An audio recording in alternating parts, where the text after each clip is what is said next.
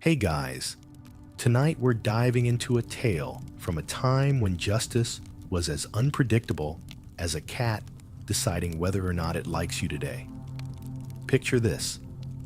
You're snuggled in your favorite blanket, the dim glow of fairy lights casting cozy shadows along the wall, and maybe an occasional cool breeze finding its way to your toes. We're about to explore the medieval courtrooms, a place where petty crimes met with a heavy dose of drama. You'll probably won't survive this without a few chuckles or raising an eyebrow here and there, but that's kind of the point, right? Before you get too comfy, feel free to tap like or subscribe, but only if you're genuinely enjoying the calm around here. Tell me where you're listening from and what time it is over there. I love seeing how far this sleepy little journey reaches. Now, go ahead and lower the lights. Maybe let a fan hum in the background, and let's drift gently into tonight's story together. You wake up in a chamber that smells distinctly of damp stone with a hint of aged wood polish. The medieval version of a freshly brewed coffee kind of morning. Mixed somewhere in that aroma is the faint whiff of sweat, and honestly, probably a touch of cabbage. You're in a 12th century courtroom, but instead of suits and ties, people look dressed for an outlandish costume party. Capes that likely haven't seen soap for weeks, helmets tilted awkwardly, and a whole lot of wool. Here's a chuckle for you. The medieval idea of getting dressed for court was a little like picking an outfit at the last minute from a pile of clothes you'd meant to put away. Except you're not stressed, because this is, apparently, your best look. You brush off a speck of straw from your shoulder. Don't ask why it's there. And glance around, catching fragments of chatter in a dozen different accents. People are everywhere, chatting, whispering, like they just scrolled through some medieval TikTok feed. Probably sharing the latest tale of good old neighbor Ned, who got into yet another pickle. Eventually, the murmur dies down because someone who appears to be in charge, the medieval judge, pulls a familiar act you might recognize. The stern parent silencing a rowdy group of kids with just a glance. He settles into his oversized chair, which might as well be a throne, and as the first case is called, you find yourself leaning back as if settling with popcorn, ready for some medieval drama. Historians still argue whether these court spectacles were effective forms of justice or just entertaining ways to kill time. Something they probably would have had an audience poll for if Twitter had been a thing back then. Anyway, the case, a theft. Someone allegedly lifted a goat. The goat stands there, munching on whatever goats munch on in medieval courtrooms, blissfully unaware of the high-stakes drama unfolding. At this point, the accused, a wiry fellow with an equally wiry beard, because facial grooming in the Middle Ages often neglected the luxury of mirrors, is brought forward.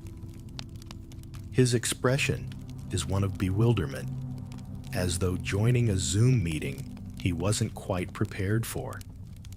He ends up swearing his innocence on a relic that looks suspiciously like an old horseshoe, crossing himself frantically a few times for good measure.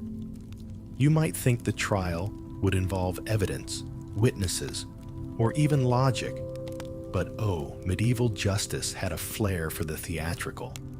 It seems, quite fittingly, akin to scrolling aimlessly through some nonsensically enjoyable app, where logic sometimes just took a day off. Instead of evidence, there's trial by ordeal, something akin to those "can you do this without losing your sanity" challenge videos. It could involve selecting a scalding stone from boiling water, Because who doesn't love a bit of hand immersion therapy before brunch? Honestly, it seems almost laughably inadequate. But hey, they were working without the magic of GIFs to express their disbelief. As the case winds to a close, you can't help but feel the tug of sympathy for our wiry friend who swears he's innocent, caught like you in a tangled web of medieval morality play. Everyone at court goes back to their murmurs, some nodding with approval as if they've just heard a bedtime story. And, honestly, once the case is wrapped up, it's a little like closing multiple tabs on a browser, ensuring none are playing random audio. Tidy, neat, and ready to dive straight back into merry insanity tomorrow morning. You lean into the back of your chair, letting the tapestry of medieval misadventure unwind around you, and wonder how this kaleidoscope of characters ever managed without the modern convenience of crash course YouTube explainer videos.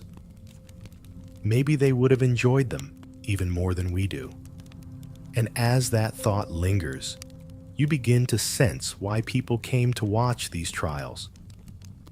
Maybe it wasn't just about justice, but about community, like showing up to your friend's oddly timed life event, where you bring a dish everyone shares, even if nobody knows who started the tradition or why they're doing it.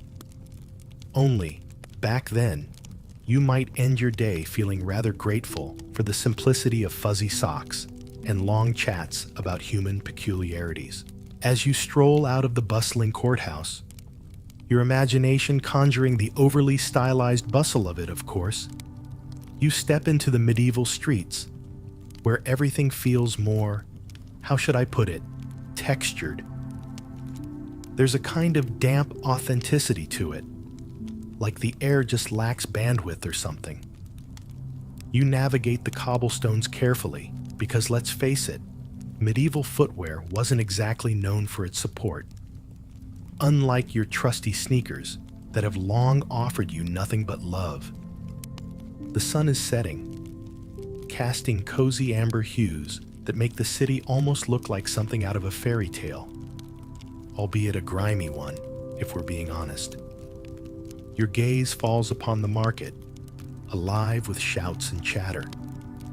The scents of freshly baked bread mingle with, less pleasant aromas.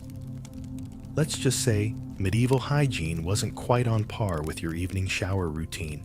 Still, there's a charm to it all, like an old episode of a show you'd once binged over a carefree weekend, full of character and chaos. And speaking of chaos, you find your attention pulled to a centerpiece of public punishment, a wooden contraption known as the pillory. Now, imagine walking into a restaurant and spotting a person in the corner, wearing, say, an embarrassing t-shirt with an awkward phrase. That's slightly akin to the vibes of being in a pillory, except replace embarrassment with a profound sense of shame and the awful ache of splinters as every passerby gets a good look at you. But don't worry, it's not all doom and gloom. A passerby might toss a rotten vegetable or two your way if they felt particularly enthusiastic. You chuckle softly to yourself, picturing this as a medieval version of internet trolls. Digital jeers turned tangible. People would often laugh and playfully jostle each other as they watched, sharing the mirth and perhaps even discussing the latest gossip.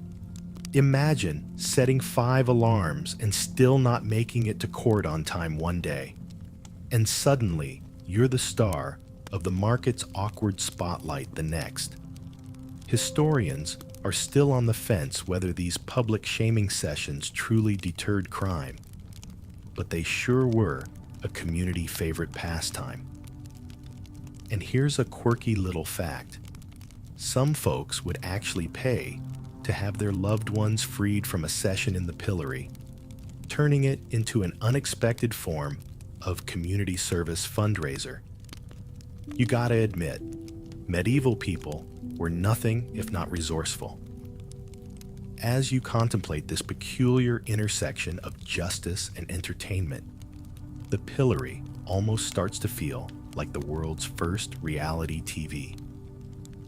Just with fewer cameras and more intense implications, passers-by could stop and observe, maybe toss a cabbage or two, but essentially, it was the same voyeuristic thrill.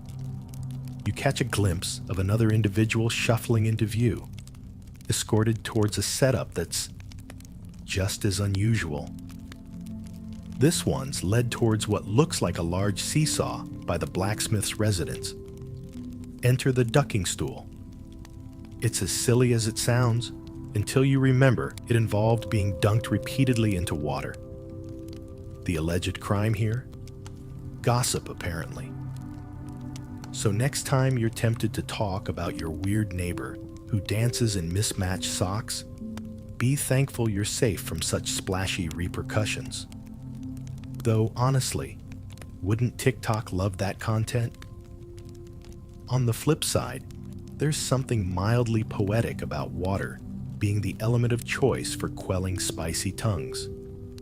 Though we squint at these punishments today like old grainy memes from an era gone by, the medieval folk approached this with an almost cavalier attitude. It was normal, really. You pay your dues, you deal with the brief discomfort, and eventually, you're back to adding a new incident to your collection of muddy medieval stories. Besides, who wouldn't rather have a slightly damp end to their day versus, I don't know, a lifetime of scrolling through unread social app notifications? The sun's warmth begins to wane as the ever-present medieval twilight draws you into its feathery, soft glow. Orange skies lazily paint their way into deep purples and deep blues, dotting the horizons with stars that seem to wink knowingly. As the pillory stands sentinel in the growing shadows, you decide this is probably a good place to stretch your conceptions of history. Imagine all those stories, weaving like some grand medieval tapestry, slightly tattered at the edges, but rich with color, telling tales we can never fully comprehend. Here in the dusk, you can almost hear the soft buzz of life, like a fan whirring at night, lulling you into the rhythm of another world. Steeped in history to the rafters, it's a sort of echo of lives lived, much like the sound of rain tapping out stories on windows while you cocoon in a blanket, and much like scrolling through those endless reels on 1% battery, you wonder if perhaps somewhere, history itself is dodging the low battery sign, intent on continuing its narrative. You wander further down the winding cobblestone path, where each twist and turn seems to whisper secrets of its own. The street lanterns, flickering like old friends trying to spark a late-night conversation, guide your way to the edge of the village square. Here, beneath the expansive night sky, is a place primed for a different sort of ancient spectacle, a bit of trial that tested not just the accused, but the elements themselves. Here stands a modest wooden scaffold housing a great iron cauldron, and honestly, it kind of resembles a giant medieval cooking show setup, but instead of something warm and hearty like your favorite mac and cheese simmering from within, there awaits trial by ordeal. Imagine this. Stick your hand into boiling water to retrieve a stone. If you end up unharmed, you're innocent. If singed, well, better stock up on those healing herbs. It's a bit like reaching into the metaphorical fire that is a group chat to find out just who unfollowed who, except with actual fire. Trial by ordeal was, in its utterly strange and terrifying way, a sort of medieval justice roulette. The practice might evoke the same feeling you get when you delete a dating app to focus on yourself, only to reinstall it an hour later. Somehow, The stakes seem startlingly high, and yet the rationale remains elusive, much like certain dating profiles. Historians, bless them, still argue whether these trials were truly seen as divine judgment or simply societal rituals to instill a degree of moral fear. Because, let's be honest, given the choice, most of us might choose trial by Netflix, a way to show our prowess in binge watching instead of enduring the cauldron's heat. But in those times, with less digital distraction, these trials took on a communal air, a gathering place for life's strange melodrama to unfold. Even so, if the whole cauldron bit sounds like sacrificial play acting gone too far, then hold your breath for this quirky tidbit. As late as the 13th century, swimming champions in medieval Europe were viewed with suspicion because people believed their buoyancy correlated with witch-like qualities. The person floats? Witchcraft, said the masses, sans irony. Perhaps that's why you might feel grateful that today, uploading a swim video on social media mainly results in waves of digital praise instead of actual suspicion. You drift past the ancient setup for trial by fire, a little less mindful of the gnarled cobblestones underfoot, lost in the solemn absurdity of it all. How people dealt with such tension, piling layer upon layer of drama into the simplistic fabric of their lives. It's almost like how you stare at a mountain of unread emails, feeling a mix of dread and curiosity, wondering which bold adventurer you'll reply to first. Though nowadays, you might just send a meme instead. With a slow sigh, night finally envelopes the last hues of sunset, folding them gently into its expanses. You step down a quieter path, where the hum of the evening thrums like a low heartbeat, grounding you back to this surreal journey, a swirl of time and stone. You sense both the weight and the lightness of it all, how history stands waiting to serenade us with its tales as we wade through the undercurrent of its narratives. The street lamps flicker, winking like stars dotting the sky, guiding you back to your imagination's cozy corner. As their wavering lights cast playful shadows, you can't help but wonder if somewhere, sometime, someone will be recounting our own modern quirks with the same bemused fondness. And maybe they'd laugh, gently, at how we too have stuck our hands into the metaphorical fires, emerging either burnt or blessed, whispering stories that transcend the ages. Finally, as you take a long, lingering breath of the cool night air, you realize it's moments like these, a quiet exploration of past peculiarities that remind you of your own timeless curiosities. You turn towards home, or at least what feels familiar and safe, letting the whisper of history lull you into a deeper, softer focus. And as your footsteps echo against the cobbled street, you feel wrapped up in a cloak of stories, each fiber spun from nights just like this one.